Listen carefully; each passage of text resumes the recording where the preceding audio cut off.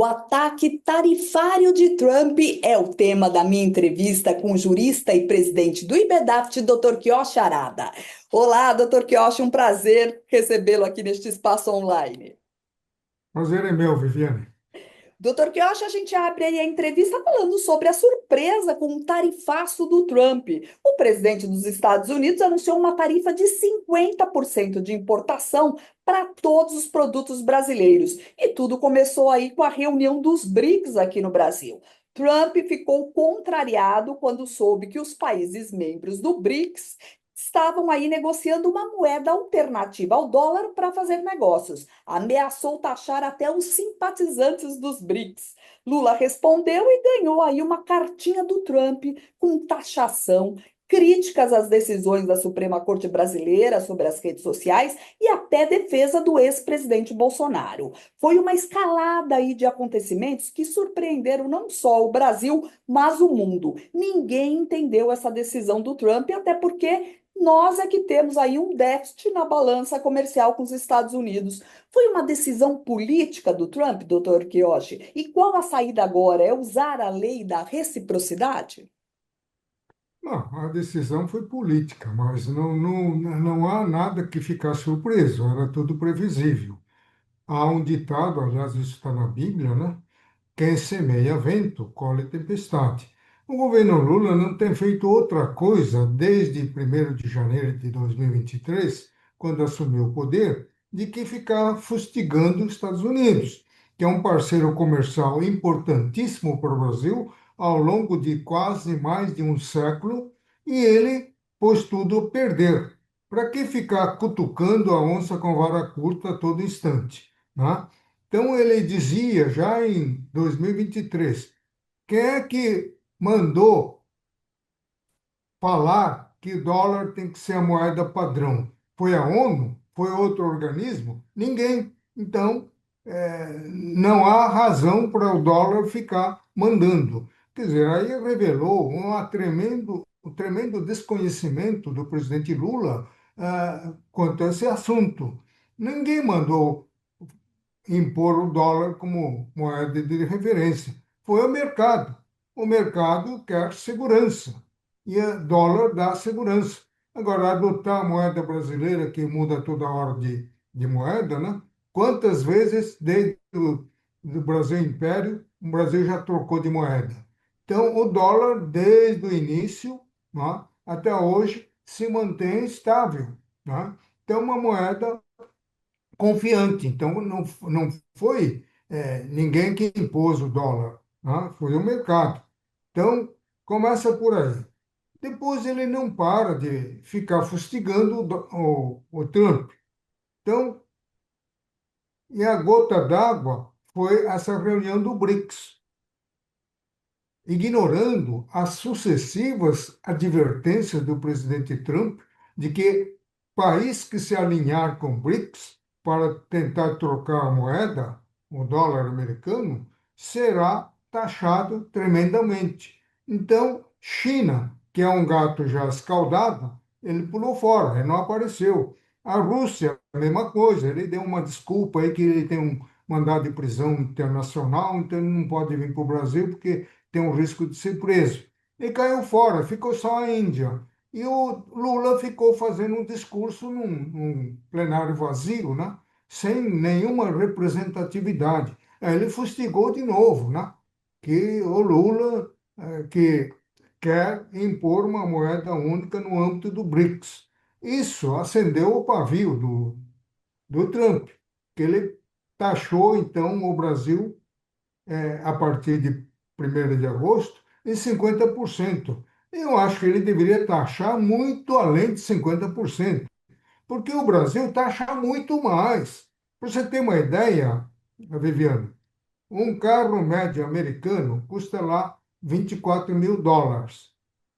Quando chega no Brasil, sem contar o preço da revenda, ele vira 42, US$ 43, não é? Imagina então na revenda, ele vai para US$ 50.000, entendeu? Então é muita diferença porque tem um IPI, tem um imposto de importação, tem um PIS/COFINS, tem o ICMS, Tem tudo isso. Então, eu acho que ele não tem que chiar com esses 50% que foi leve.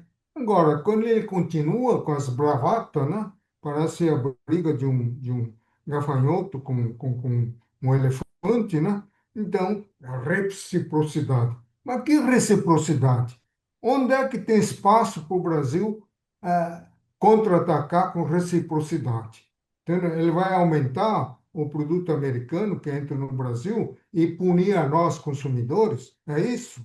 Não tem como. China, que é o segundo maior país em termos de potência econômica, teve que ceder às pressões dos Estados Unidos. Porque quando os Estados Unidos meteu um tarifaço de 40, a China reagiu, deu a reciprocidade, reagiu com 98. O que fez os Estados Unidos? Meteu 240, não é? Aí começou a quebradeira das fábricas lá na China, a China pediu água, né? Tá. Então, vamos fazer um acordo. Você baixa essa tarifa e nós nos comprometemos a importar o agronegócio lá dos Estados Unidos, o que esvazia o agronegócio brasileiro. Né? Então, 70% da exportação de agronegócio era direcionada para a China. Então, aí já sofreu um baque. Agora, com esses 50%, acaba, né? Doutor Quiochi, na sua opinião, então o Itamaraty falhou em não estabelecer aí uma ponte com o presidente Trump. Afinal, os Estados Unidos, o senhor mesmo disse, são o segundo maior parceiro comercial do Brasil. Ideologia e negócio não combinam, não é mesmo, doutor Quiochi? É verdade, né? Agora, não existe mais Itamaraty no Brasil desde janeiro de 2023. Então, está lá o chanceler atual é uma figura decorativa. Quem está mandando é o Celso Amorim. Então, não há como funcionar o- um órgão de representação internacional com um comando dividido. Comando dividido, não, praticamente absorvido pelo Celso Amorim, que é um progressista, que é um esquerdista, né? Que é alinhado. Então, o que os Estados Unidos não quer é que o Brasil, que é um maior país da América Latina, se alinhe com regimes ditatoriais. E o Lula não tem feito outra coisa senão se alinhar com Cuba, com Venezuela, com o Irã, que mandou 2 navios de guerra aqui para não sei para que finalidade, né? Só sabemos que uma porção de urânio sumiu daqui do Brasil, né? Com aliado com Rússia, com China, todos países totalitários. E ainda mais, aliado com grupos terroristas, Hamas, Hezbollah, entendeu? Então, é isso que o Trump não quer. Então, aí você pode dizer que houve também uma questão ideológica nesse tarifaço, não é? Agora, o que a esquerda está fazendo? Está botando culpa no Bolsonaro e no Flávio, que está insuflando o governo americano por causa do processo contra Bolsonaro. Então ele está fazendo um tarifaço como uma pressão econômica para interferir na soberania do Brasil. Mas que soberania? Os Estados Unidos é um país soberano, ele impõe a tarifa que ele bem entender, entendeu? Quem não quiser negociar com os Estados Unidos, que não negocia, entendeu? Agora, não pode invocar soberania um presidente que viola a soberania de outros países, não é? Ele mandou um avião da FAB para trazer uma prisioneira condenada que estava lá no Peru, foragida no Peru. Ele mandou um avião buscar lá. Isso é violação de soberania. Na recente viagem para a Argentina, ele foi em primeiro lugar se encontrar com com a Cristina, que é condenado por atos de corrupção. Ele exibindo um cartaz pela liberdade, né? E se isso não é interferir na soberania da Argentina, não sei o que é. Então, um país que vive atropelando a soberania alheia não tem que invocar a soberania brasileira. E depois, quando se diz que os Estados Unidos está atentando contra a soberania brasileira, quem disparou o primeiro tiro para ferir a soberania digital dos Estados Unidos foi o Brasil, através do Supremo Tribunal Federal, que mandou bloquear a rede social de cidadão americano que está sediado lá nos Estados Unidos, onde a lei brasileira, teoricamente, não poderia surtir efeito. Doutor Quioche, e como sair dessa crise? O Lula disse aí que pode recorrer à Organização Mundial do Comércio. Pode ser a saída, doutor Quioche? Pelo que parece aí, quem vai assumir a coordenação de negociação com os Estados Unidos é o vice-presidente Geraldo Alckmin. Podemos confiar que vai sair alguma negociação daí, doutor Quioche? Não, menos mal, né? Porque o Alckmin não é tão radical. Agora, toda tentativa da Federação das Indústrias do Estado de São Paulo, Confederação Nacional da Indústria, toda tentativa de apaziguar as coisas, ajeitar, fazer um acordo, o presidente Lula vem estragando, né?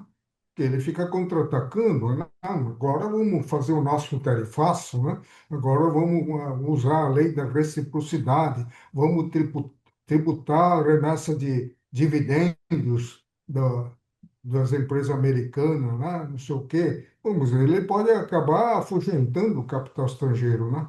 Entendeu? Então, com esse tipo de atitude, ele vai acabar cavando um tarifaço aí de 100, 150.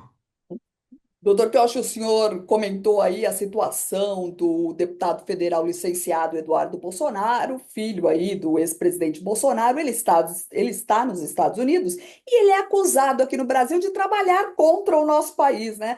E ele chegou a agradecer o Trump pelo tarifaço. Está trabalhando contra o Brasil, na sua opinião, doutor Pioche? Isso é bastante polêmico, né? Então, quando ele traz à tona a realidade brasileira e leva lá para o presidente Trump, ele está fazendo isso na certeza de que no Brasil não se pode manifestar nesse sentido, porque ele pode ser preso. Então, ele está exercendo a sua liberdade de expressão lá. Agora, ficar apoiando o tarifaço é uma coisa meio esquisita, porque ele, acima de tudo, é um parlamentar que representa o povo brasileiro, e o povo brasileiro que vai ser punido com esse tarifaço, entendeu? Então, a minha posição aí é de neutralidade, mas, neste ponto, o Eduardo Bolsonaro pisou na bola, né? Doutor Quioche, vamos falar agora da novela do IOF. Desenvolveu aí mais um capítulo. O Congresso derrubou o aumento estabelecido por decreto de lei e o tema foi parar no Supremo Tribunal Federal. E ficaram suspensas as decisões do Executivo e do Legislativo. A Suprema Corte chamou os presidentes da Câmara e do Senado para negociarem uma saída para o impasse. Que saída pode ser essa, doutor Quioche? A saída é o Supremo Tribunal Federal descer de cima do muro e dizer quem tem razão e quem não tem. Porque a Constituição Federal é muito clara, no artigo 153, parágrafo primeiro, dizendo que o IOF pode ter a alíquota alterada por decreto para mais ou para menos, né, nos termos e condições estabelecidas na Lei 8.894 de 1994, que fixa um parâmetro, quando que o presidente pode usar o decreto e quando que não pode. Agora, de cara, o setor de seguro não foi regulamentado pela Lei 8.894. Então, nem sequer em tese poderia fazer o aumento por decreto. Agora, o discurso está equivocado, porque o Haddad fica insistindo na necessidade de aumentar o IOF para cobrir as despesas, não é? Ninguém discute a faculdade de o governo aumentar o imposto, porque aumentar imposto não faz parte da seara do direito tributário, ele faz parte da política tributária que o governo Lula elegeu como uma necessidade de aumentar os impostos a cada 37 dias. Essa política que está em vigor, entendeu? Então, o governo pode sim aumentar, mas faça um projeto de lei para o Congresso Nacional deliberar, entendeu? Respeitado o princípio da anterioridade, só a partir do exercício seguinte à da aprovação, e respeitado ainda os 90 dias, não é? Então, dentro desse figurino constitucional, o governo Lula é livre para aumentar o IOF, Agora, do jeito que ele fez, não, porque esse aumento por decreto, nos termos da Lei 8.894, é para fazer face a uma conjuntura nacional e internacional que veio desorganizar o setor de seguro, o setor de câmbio, o setor de operações de crédito. Então, o governo precisa intervir de imediato, através de um decreto, para regulamentar o estrago que aquele acontecimento atípico causou, não é? E não é nada disso, né? Agora, a própria data confessando que é para aumentar, para custear a despesa, entendeu? Então, está mais do que confessado. Agora, a Câmara, o Congresso Nacional, muito acertadamente, sustou esse aumento, porque se viu invadido na sua competência legislativa.